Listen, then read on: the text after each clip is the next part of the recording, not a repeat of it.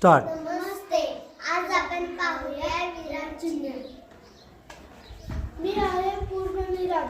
माझा उपयोग वाक्य पूर्ण झाल्यावर शेवटी पूर्णविराम दिला जातो. जसे की उदाहरण, सना अभ्यास करते, पूर्णविराम.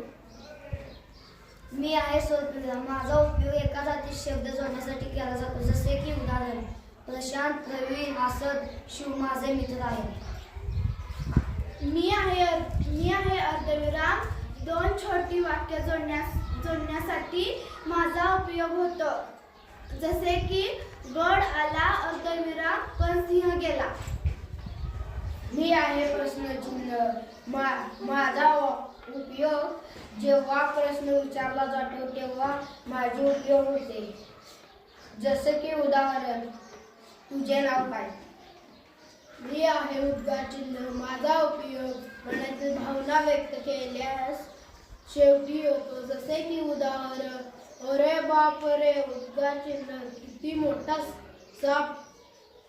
मी आहे उत्तर चिन्ह. एखाद्या व्यक्तीच्या तोंडचे शब्द जसेच्या तसे लिहिताना दुहेरी अवतरण चिन्ह दिले जाते. जसे की हे कोणते गाव आहे? मी आहे संयोग चिन्ह. माझा वापर दोन शब्द किंवा वाक्य एकत्र जोडण्यासाठी केला जातो. जसे की नफा, संयोग चिन्ह, तोटा.